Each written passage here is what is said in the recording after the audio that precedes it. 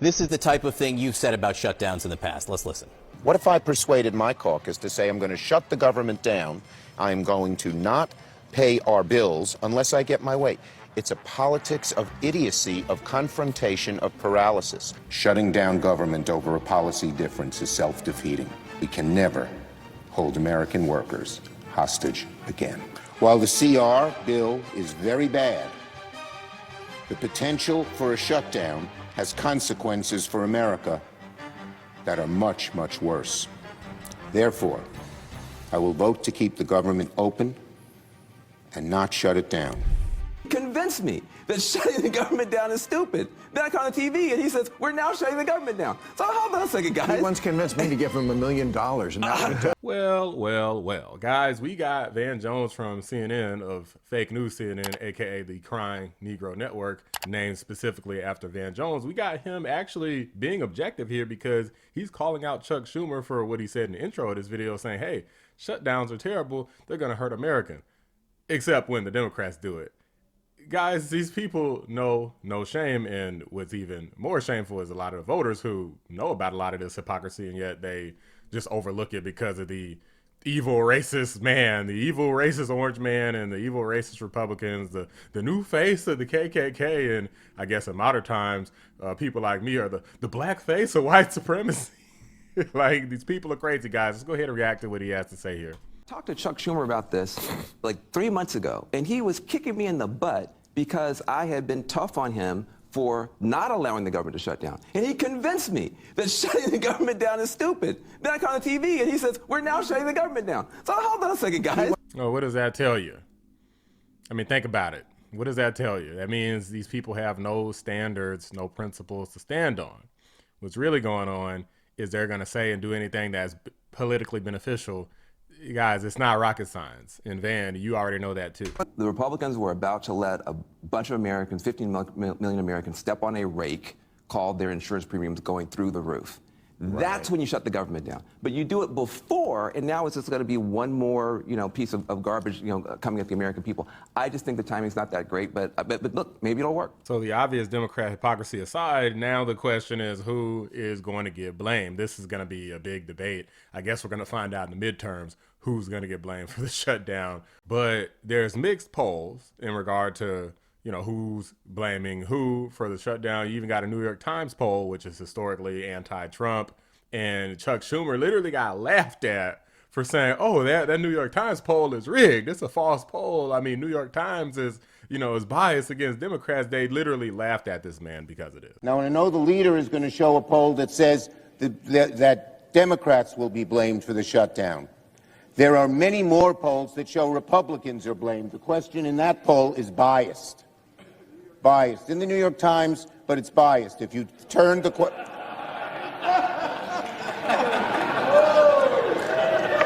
That's true. I don't always believe the New York Times. You can be sure of that. Neither do you.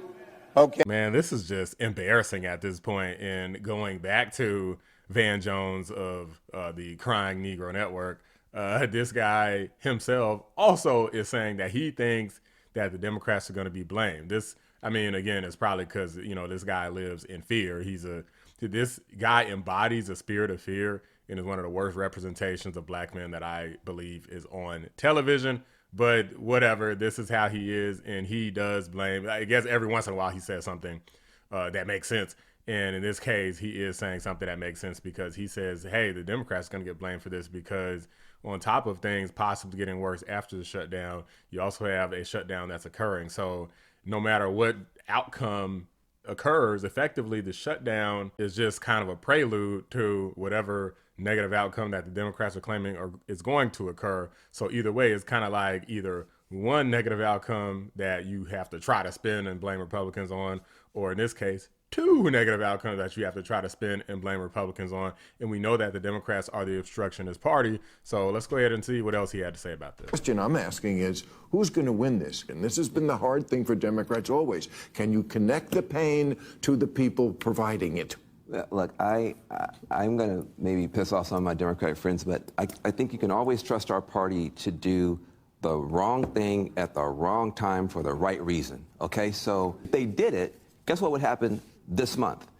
premiums would start going through the roof this month. By the time you get to the end of November, you would have Americans marching in the streets saying, I can't pay 150% more for my insurance premiums. What the heck is going on?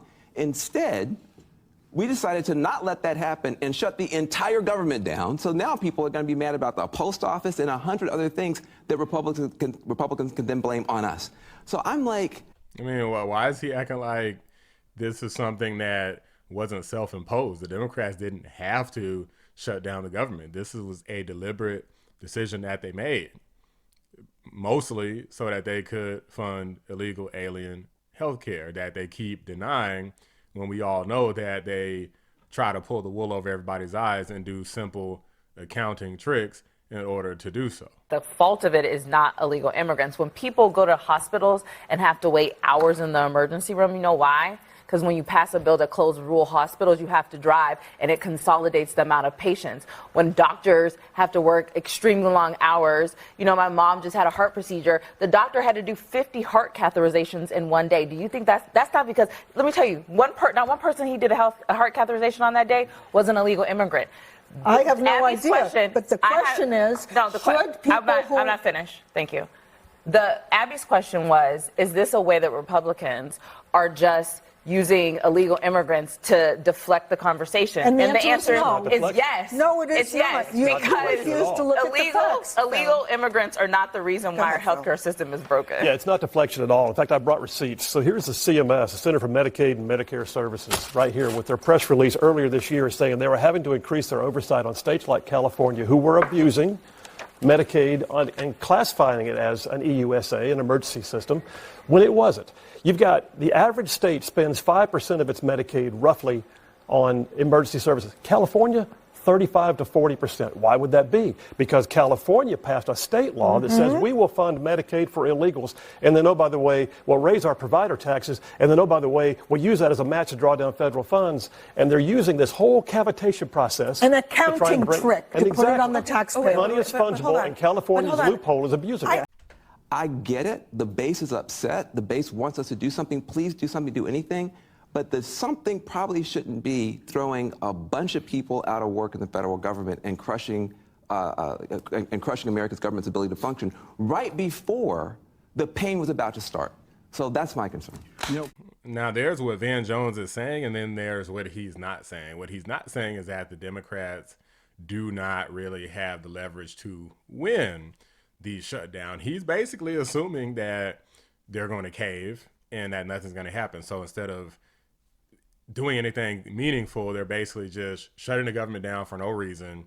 Inevitably, they're going to cave and not get anything. They're not going to get any additional health care provisions for their illegals.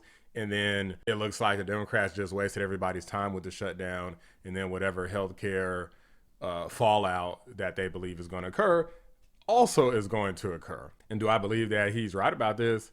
At least partially, absolutely. It will be that the Democrats are just wasting their time. Now, in regard to everyone's health care premiums going up, we'll have to see about that. Let's not forget that the Democrats are trying to cut rural hospital funding, which would obviously primarily impact Republicans, but they don't really talk about that a whole lot. Anyway, guys, I know there's no way to know for sure, but who do you think will inevitably be blamed for the shutdown? I mean, the people who are literally advocating for the shutdown, which is the Democrats, or the people who are advocating against the shutdown, which is mainly the Republicans? Do you think this illegal alien narrative is going to stand up, or do you think the fake news just repeatedly going out and saying, that's not true, that's not true, that's not true? Do you think that that's going to help the Democrats in the long run? Let me know what you guys think. Drop a like on the video, subscribe to the channel if you're new. I appreciate you watching the Black Anomaly Rising channel.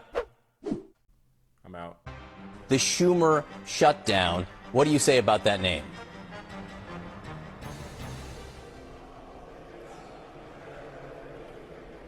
Senator Schumer, can you hear me?